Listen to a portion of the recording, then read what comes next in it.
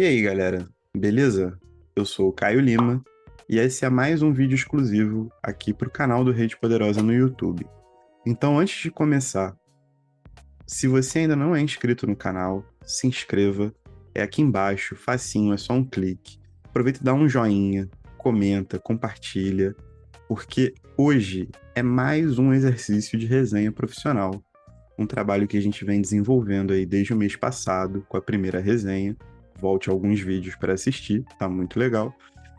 E a Patrícia, nesse intuito dela, muito nobre de me ajudar, me desafiou a resenhar profissionalmente aqui para o YouTube um outro livro. E é o que eu vou fazer porque eu quero me tornar um resenhista profissional do YouTube, certo? Só que, não obstante, não foi um livro só, foram dois, porque é uma duologia. E eu tô falando dos livros É Assim Que Acaba, o livro um, e É Assim Que Começa, o livro 2, do sucesso de vendas, o sucesso esplendoroso de vendas, tanto aqui no YouTube quanto em todas as outras redes sociais. Foi uma duologia muito comentada, sendo o É Assim Que Acaba um sucesso que foi se levantando com o tempo, e o É Assim Que Começa foi já dado como um grande sucesso de vendas, ocupando ilhas inteiras em livrarias, sendo um dos assuntos mais comentados de diversas redes sociais, inclusive aqui do YouTube. Então, a Patrícia achou que eu não poderia deixar passar a oportunidade de falar sobre essa duologia, e é isso que eu pretendo fazer. Mas antes de qualquer coisa, antes da gente começar essa conversa, eu gostaria de pedir para que você se inscreva aqui no nosso canal no YouTube, curta, ativa o sininho, comenta, compartilha com todo mundo, porque é muito importante pra gente. E lembrar a todos vocês que o Rede Poderosa é um podcast. Então, além do que a gente traz aqui para o YouTube com esses vídeos e com alguns episódios que vêm para cá, algumas coisas só têm em áudio e vocês podem acompanhar lá também, criando uma espécie de ecossistema de conteúdo.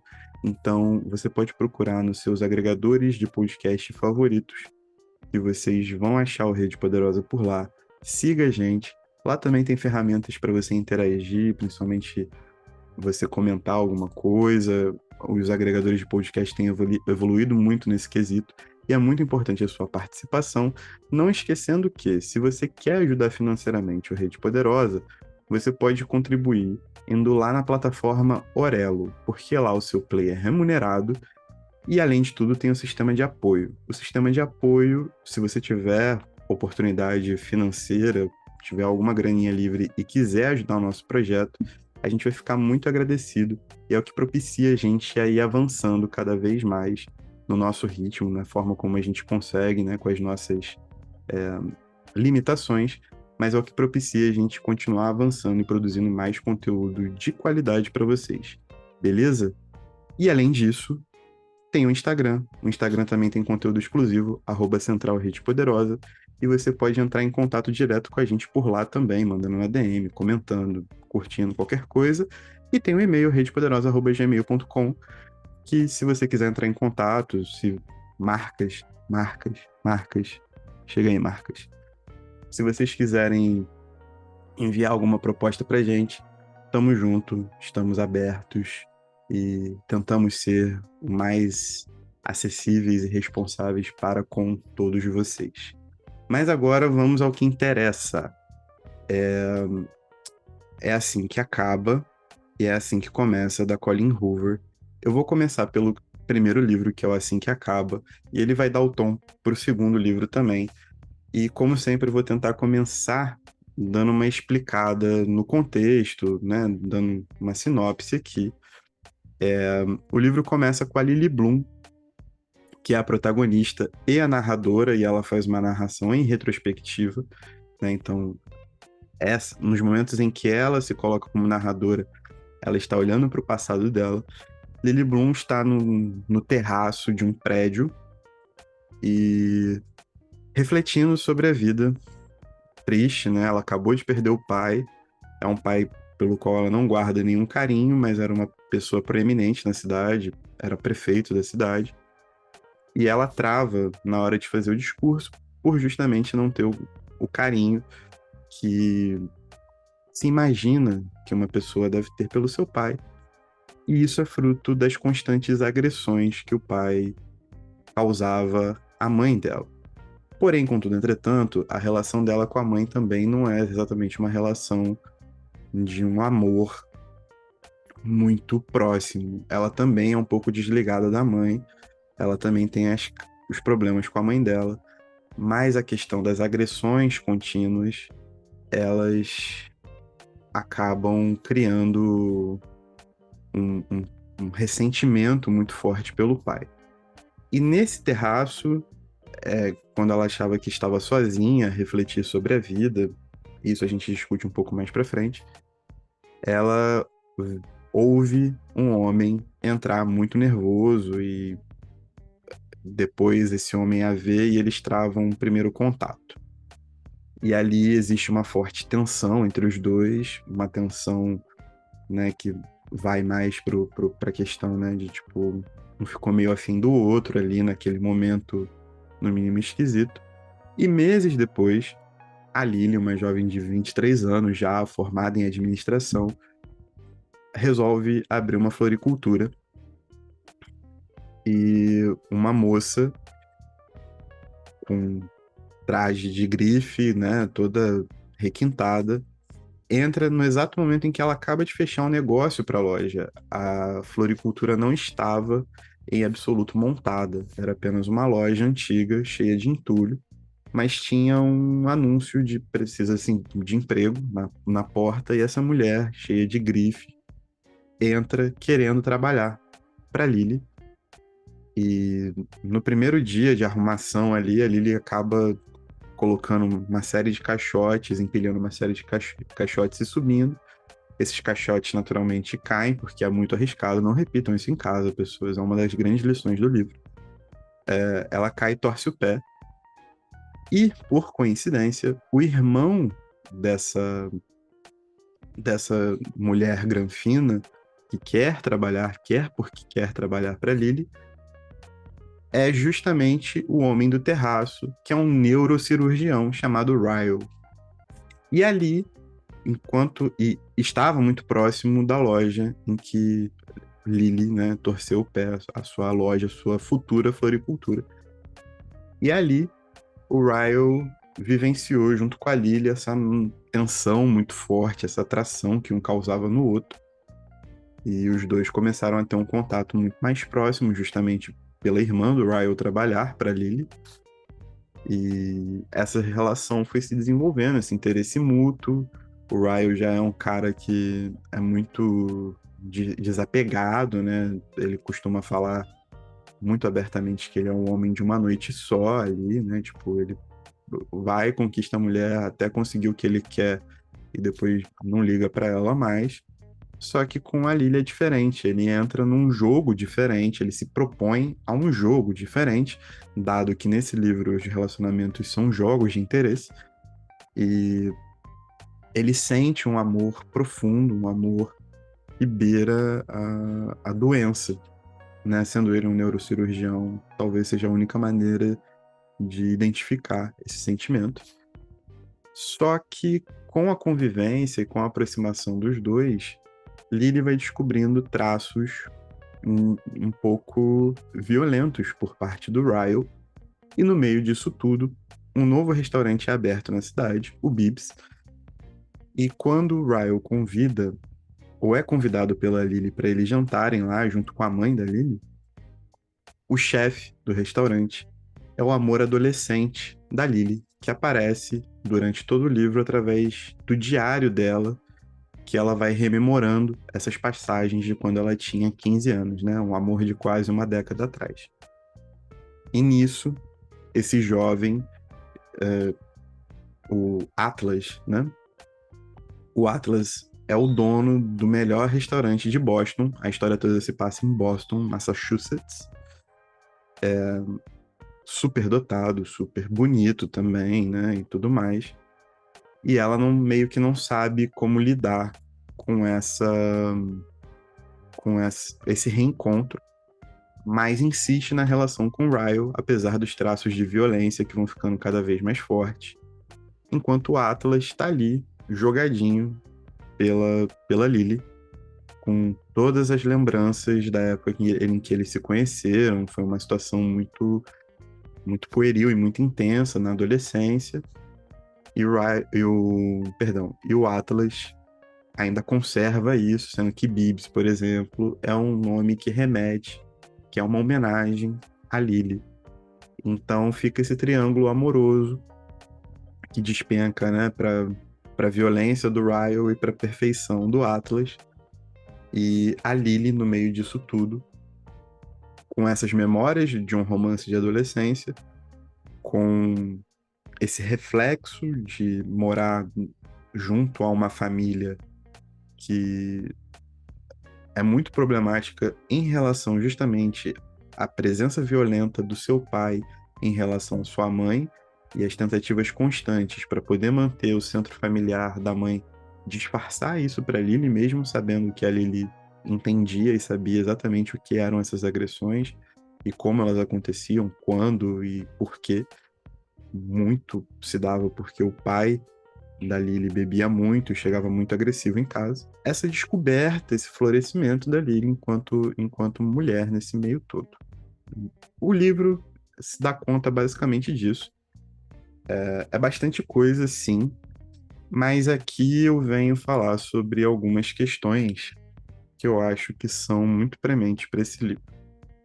A primeira coisa é que ele é um romance que possui muito de uma forma ideológica em que as relações são puramente artificiais e pautadas por aquilo que as pessoas exercem, saca? Então a Lily, ela se coloca o tempo todo como essa mulher ainda muito infantil, muito mimada, extremamente mimada, de uma classe média alta, que proporciona a ela a possibilidade de simplesmente ter seus desejos realizados o tempo todo, não importa como isso aconteça, e fetichizar todo mundo. E a paixão dela pelo Ryle, por exemplo, ela vem de um estereótipo, porque quando Lily o observa no terraço, logo no primeiro capítulo do livro, eles têm um diálogo ultra artificial sobre relacionamentos e frustrações, etc. Ela só liga para traços de hábitos e físicos do Ryle, e aquilo fica investigado na memória dela, né? Então, existem algumas passagens sobre, tipo, o Ryle acender um cigarro de uma droga ilícita, né? De uma erva, né? De uma... né? Não sei se dá pra falar no YouTube ser desmonetizado ou qualquer coisa do tipo. Por ele ser muito forte, né? Tipo, o Ryle é meio que um Paulo Musi da vida. Para você ser ortopedista, você tem que ter mais de 100 quilos e mais de 50 de braço. E aquilo fica na memória dela, neurocirurgião, então, tipo, uma pessoa proeminente na sociedade, essa coisa toda. Quando ele reaparece, tudo que é sobre o Ryle é sobre como ele está fisicamente, a forma como ela se apaixona sobre o Ryle, né? Se apaixona pelo Ryle, é porque ela tem um fetiche muito grande nele vestido com a roupa do hospital, de jaleco, com aquela roupa azul claro de cirurgião, sacou? E esse fetiche vai levando a Lily para um lugar de violência muito grande, porque em contrapartida, a forma como o Ryle se apresenta para ela já no terraço é violenta. O primeiro reencontro deles, quando ela tá com o pé torcido, é execrável, e depois só piora. E depois se descobre que o Ryle tirou uma foto dela no terraço e fez um quadro e botou no meio da sala, sabe? E desfocou, assim, fez uma parada meio pixelada, mas a obsessão imediata do Ryle pela Lily era tão grande que ele simplesmente montou um quadro daquilo e colocou na sala dele, sacou?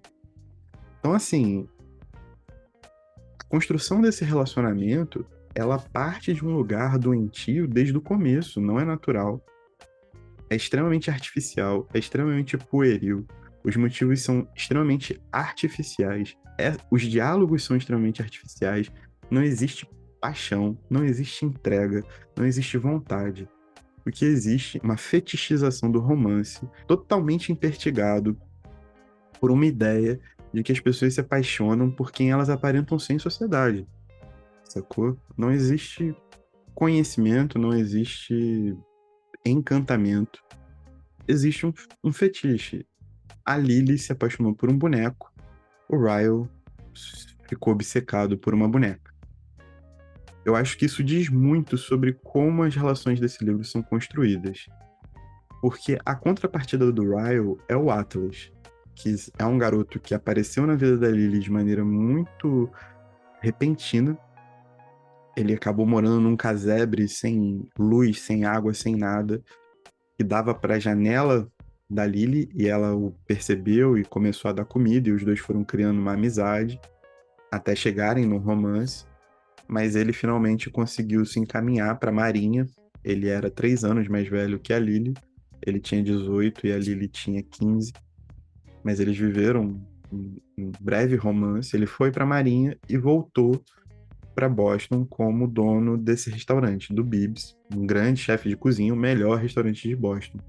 E mais uma vez, é essa ideia de uma superação através de uma posição na sociedade, sem levar em conta os traços e a possibilidade de um encantamento genuíno, sacou? O Atlas tem até aquela questão do estereótipo de um homem que é extremamente sutil, extremamente delicado, que faz a Lily se sentir especial e que coloca o relacionamento dos dois numa condição especial. Mas, mais uma vez, se é para ser uma contrapartida ao Ryle, esse Atlas também tem que ser muito artificial, sacou? E é muito isso de trabalhar muitos estereótipos, né? O Ryle é o Paulo Musi, a Lily é a Marina Rui Barbosa, e, sei lá, o Atlas é um Chai Suede da vida, sacou? Um Thiago York, pode crer? É mais ou menos aí. Então, você tem essa indução a formas perfeitas e a condições pré-estabelecidas que são muito superficiais, são muito artificiais e que tiram qualquer verossimilhança em relação ao que poderia ser um relacionamento. Tanto um bom relacionamento, que foi o passado com o Atlas e passa a fazer sombra para o atual relacionamento, que é um relacionamento baseado na obsessão, na violência irrestrita, que é com o Ryle, certo? Então eu acho que a artificialidade dessas relações, a forma como elas são constituídas, elas fazem parte de uma ideologia totalmente formada por algo descartável, por algo que é inescapável em relação à condição do outro na sociedade a partir do seu status quo. Tudo está relacionado a uma questão de poder sobre o outro, e todas as atitudes são toleráveis em relação à condição de poder que um exerce sobre o outro. Então, o poder do fetiche que Ryle causa em Lily é tamanho que a violência exercida por ele é tolerável por Lily, sacou? Isso vai tomando caminhos cada vez mais tortuosos e isso é um exemplo de relações cada vez mais execráveis. Da mesma forma que essa memória de Atlas, ela é também uma espécie de um fetiche em cima de algo que passa pelo solidário, sabe? Essa solidariedade fetichista de você alimentar uma pessoa que está numa situação de pobreza extrema e tudo mais, né? Você dá uma marmita, mas você não conseguir dar uma oportunidade, não que uma adolescente de 15 anos vá dar uma oportunidade de vida para um outro adolescente, né? Mas a memória que isso causa é muito mais parecida com essa curiosidade por uma pena inapelável que reduz a pessoa àquele sentimento de pena, e aquele sentimento criado pela pessoa está condicionado ao que você consegue entregar a ela em relação à pena, e essa forma torta de caridade, e por isso as atitudes do Atlas devem voltar para Lily de forma a corresponder essa caridade, sacou? Essa troca fica nessa superficialidade, ela não consegue aprofundar. E aí, dado esse aspecto do livro, a gente chega a talvez o que seja o cerne do que levou esse livro a ser tão famoso e de ser tão falado nas diversas redes sociais, que são justamente relacionamentos abusivos e como eles acontecem. Ao final do livro, a Colleen Hoover, ela fala sobre a família dela, que a mãe dela também passou por um relacionamento muito abusivo e que aquele livro, de certa forma, era uma espécie de homenagem. E assim, acho extremamente nobre que a Colleen tenha tentado colocar em palavras e dentro da ficção algo que homenageasse a própria mãe. Só que a gente tem um problema muito grande, que foi o que eu falei. O poder do fetiche que Ryle exerce sobre Lily é o quanto Lily permite que Ryle seja violento com ela. E se você emula relações dessa forma, significa uma inevitabilidade da violência, sacou? E eu acho que esse livro, na sua construção, no seu cerne, na forma como ele foi concebido, tem esse grave problema.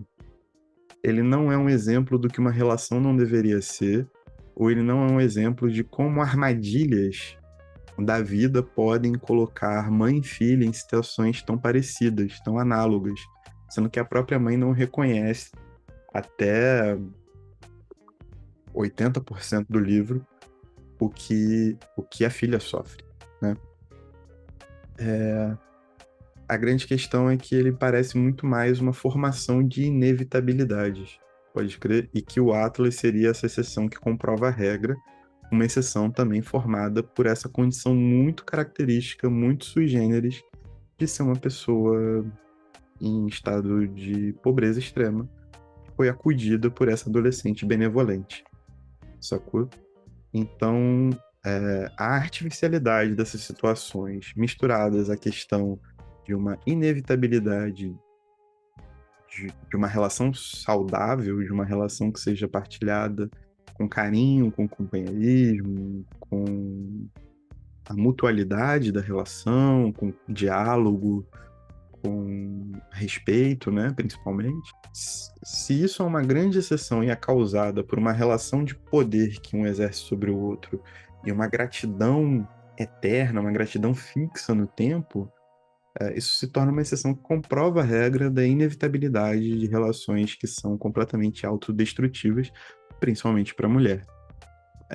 Por mais que o Ryle fale sobre o trauma dele, como é difícil e como ele fica violento e tem essas pulsões violentas por absolutamente nada, nada justifica o que ele pratica, e isso é dado com certa normalidade, com toda a normalidade possível ao longo do livro.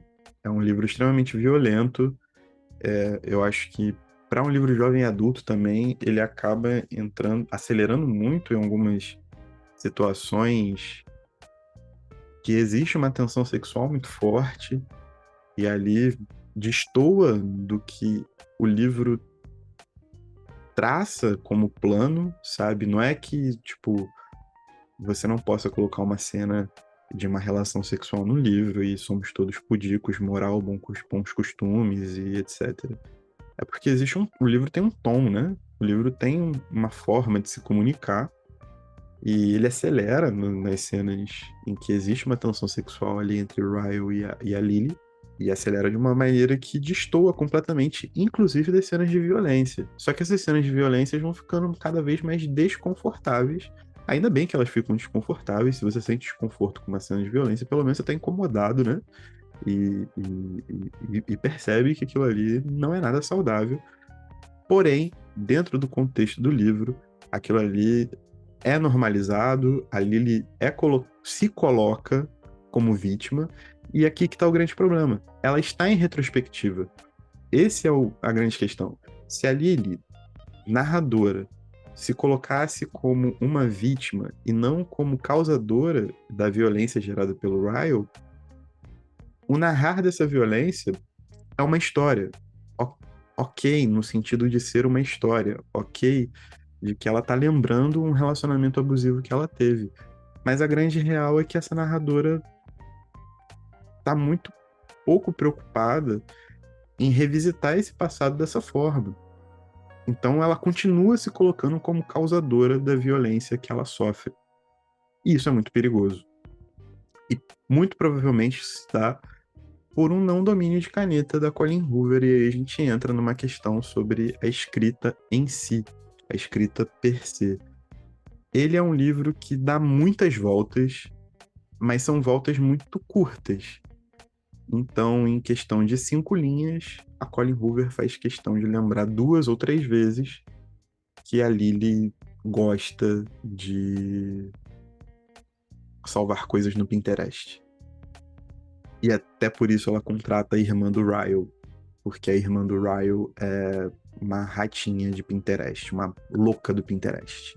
Acho que o primeiro parágrafo do livro, e eu acho que a Alana vai colocar ele aqui para vocês, já diz muita coisa, né? Ela tá sentada no terraço. Para mim, esse primeiro parágrafo é inesquecível. Ela tá sentada no terraço pensando sobre suicídio. Só que ela só tá pensando mesmo. Não é nada com ela, não. Ela só sentou no terraço para pensar sobre suicídio. Que bobeira, assim. Ah, por que as pessoas se suicidam? Eu acho que já mostra muito do que é Lily, né? Do que é o egoísmo, essa questão autocentrada de todas as personagens que compõem esse livro.